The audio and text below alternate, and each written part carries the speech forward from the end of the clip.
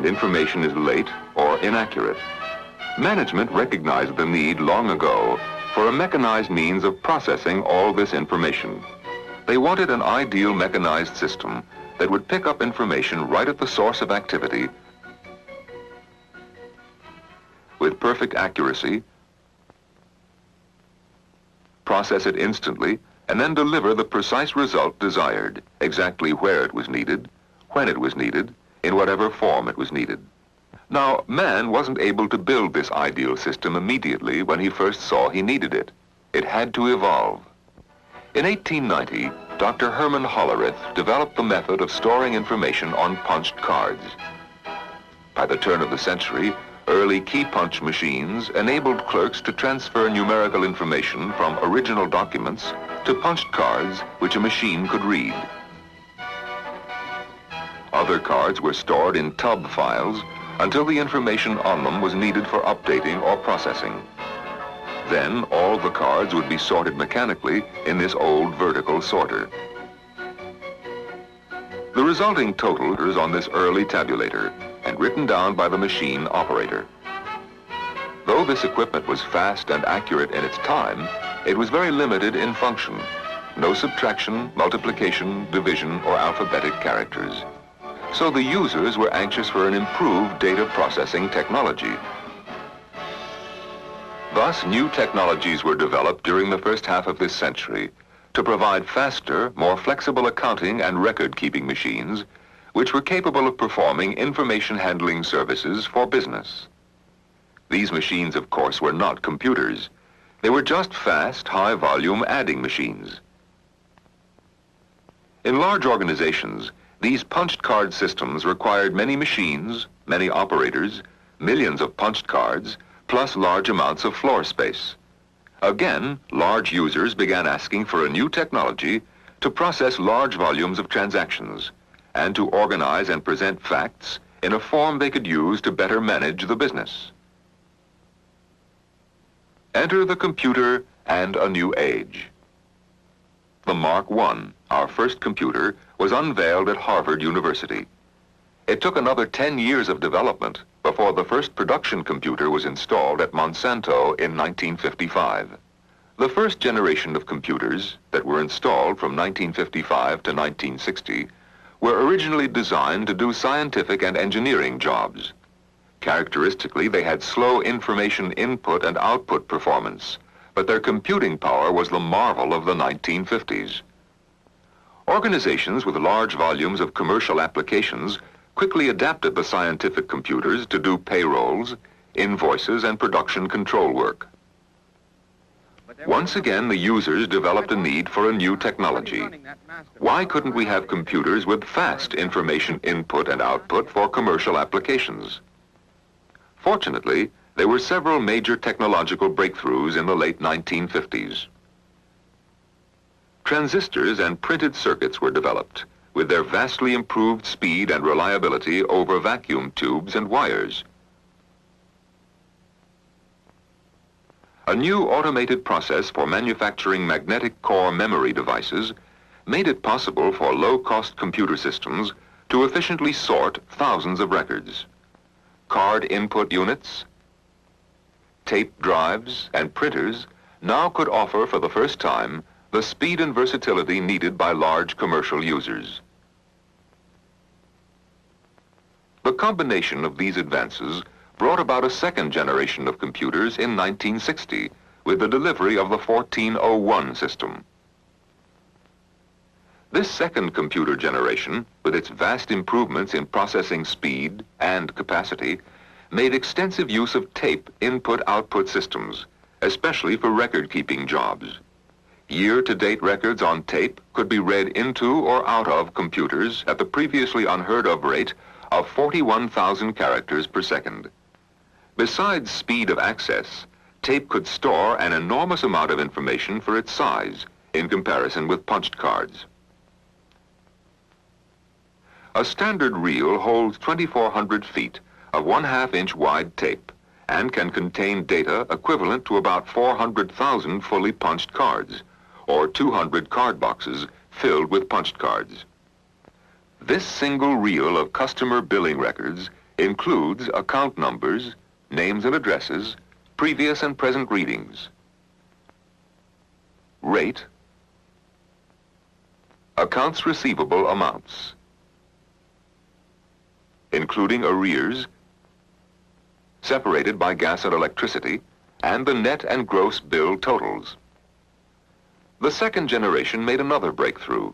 For the first time, a user had families of computers to grow within, which greatly reduced the problem of reprogramming when a larger computer was necessary. We had the 1400 family for commercial applications. The 7000 family was mainly used by the scientific community. And a new 7740 computer family was developed to do message switching applications.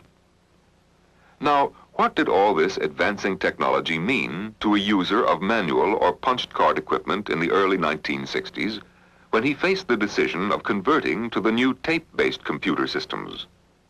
First of all, it meant a tremendous saving in space. A typical card system user had key punches, verifiers, collators, sorters, reproducing punches, accumulating reproducers, interpreters, accounting machines, and a calculator with attached punch and storage units. Upon the introduction of the 1401 tape system, much of this equipment was no longer required.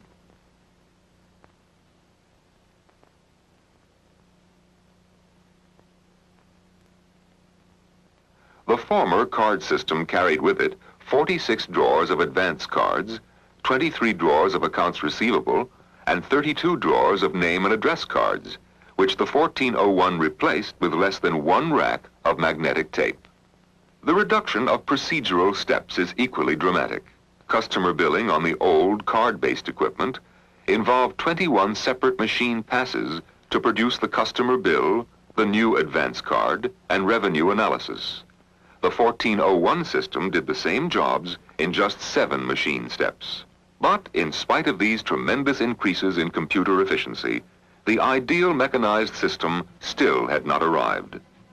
However, the early 60s brought a whole new revolution in technology. It resulted from a breakthrough into the world of the super small, the world of solid logic technology. Microelectronic circuits, more compact, making possible faster logical decisions than ever before, the product of years of progress. From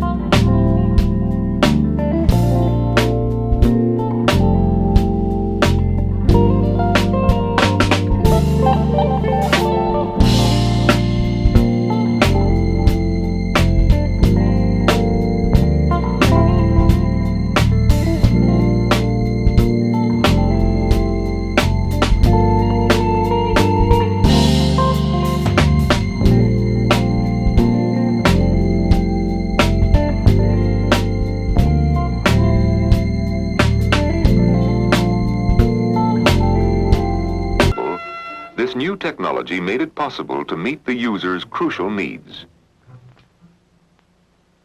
And in 1965, the first of these third-generation computers with solid logic technology were delivered to the users. One computer family for commercial, scientific, and communications applications. A modular design that would enable the customer to have a system with the speed, storage capacity, and input-output units custom suited to his precise needs. The flexibility of being able to add on or remove peripheral units readily as his needs change. Compatibility between second-generation programs and third-generation technology. Training of the user's professional staff on one system, rather than several families of computers. and, most important, better cost performance. Here we see a System 360 central processing unit surrounded by its input-output devices, the card readers, magnetic tape drives, disk drives, and remote terminals. Also, there are control units and buffers that manage the data flow between the input-output devices and the central processing unit. One of the key developments in handling data storage was the magnetic disk device with direct access to each unit of data. What is direct access? Well, to get to an item of information that is in the middle of a roll of tape, it is necessary to read through the entire length of tape up to that spot. However, with the disk, any item, regardless of its position, can be instantly reached by the read-write head as it slips back and forth over the spinning disk. This random, rather than sequential, access feature of the disk is a great time saver for many jobs. On the surface of the disk, data is stored as magnetized spots. As in tape, the surface can be erased and used repetitively. These devices generally come in disk packs, each capable of recording several million information characters. By using many banks of disk drives, the storage capacity is multiplied to billions of characters. The unique qualities of these direct access information storage devices enable computers to move into entirely new application areas that weren't feasible before. And how has all this affected the user's mode of operation? Before, when punched card systems were used, a set of equipment was often located in each department. The payroll department had one set of machines, and the accounts payable department would have another set of machines. Then, when the first computers were installed, the transactions were sent to a computer room in batches to be processed. The payroll may have been processed from 2 p.m. to 2:45 p.m. The printed reports, punched cards, and checks would be returned to the payroll department. Then accounts payable would be processed for 2 hours, starting at 3 p.m. This method of operating was called batch processing. But now the method of operating is clearly indicated by the accelerating trend toward online, real-time information systems.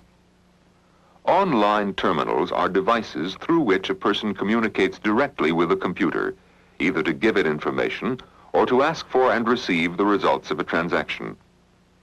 Real-time means that computing results come back within seconds, so they can be used to guide an ongoing process. It means computing while it happens, rather than after it happens. Sophisticated real-time information systems were originally developed for expensive transactions, but they're already being used for $10 to $15 transactions by motels. What do online real-time information systems mean to customers and revenues? Let's look at a before and after example of an actual installation. Good morning. At Houston Lighting and Power Company, a customer would call to question her last bill. The switchboard operator would put the call through to a customer service representative. Just a moment, I'll ring the service representative to help you. Mrs. Eccles? Yes, Mrs. Hinckley. I'll be glad to check it for you. The customer service representative would take all pertinent information, name, address, and account number if available. 20591. Just a moment, please. Then she would put the customer on hold and place a call to the customer reference area, where a reference clerk would review the billing referred to by the customer and supply the information needed to answer the telephone inquiry. 2750. 3420. 542 429. Multiplier is 10 and service center is KY and no payments. Thank you. Thank you for waiting, Mrs. Hinckley. In checking your account, I can Total see time to complete this transaction, 7 minutes, plus a great deal of searching out and paperwork. That was how it used to be at Houston Lighting and Power. But today, with the introduction of the computerized customer information system, all that has changed. The need for switchboard screening of calls is eliminated. Inquiries go directly to any one of the many telephone service representatives who can instantly select needed information on IBM 2260 display stations. A standard request, HB, history of billing. Now, however, answered with the aid of a computer system. The initial entry instructs the computer to search out and display record information, any one of which may be selected, displayed, modified, and restored instantly. Count, Mrs. Hinckley. I see that this month's bill is considerably higher. Not only speed, but verified accuracy ensure customer satisfaction no matter what the problem. This period of time your bill covers. Yes, ma'am, and thank you for calling. Probably the most dramatic of all the changes brought about by the introduction of the new customer information system is in the handling of what used to be a frequent and time-consuming operation. A simple request for a cut-in of service. Again, in the past, the call would come in first to the main switchboard. Good morning, Houston Lighting and Power Company.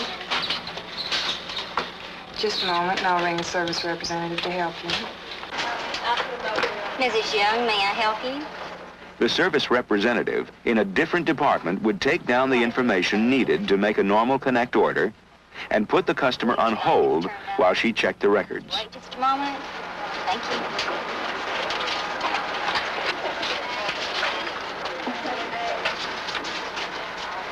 Mrs. Stewart, we'll take care of this for you Monday. Thank you for calling. Total time so far, 5 minutes or more. And for HL&P, the operation of initiating a cut-in has just begun. The order would go through at least 5 departments. The entire procedure, from the original taking of the order to the final posting to the customer's record, would take from 5 to 8 days. But here's how the same new customer procedure is handled with the customer information system. Good morning, Houston Lighting and Power. Yes. At this point, the representative obtains information from the customer to enter into records. What is the complete name in which you'd like this service carried? Bush. Robert J.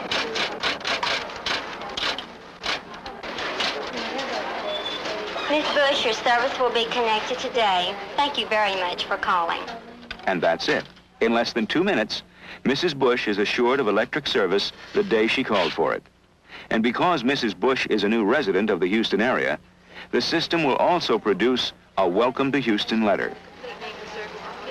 The computer now has all it needs to go to work. It validates the order, checking to see if sufficient and correct information has been given, as well as double-checking the history of any previous service the customer may have had with the company. The system then posts information to the customer's record, selects certain information from that record, and prints the order at the correct service center, where a field representative is given the order to cut service in for Mrs. Bush.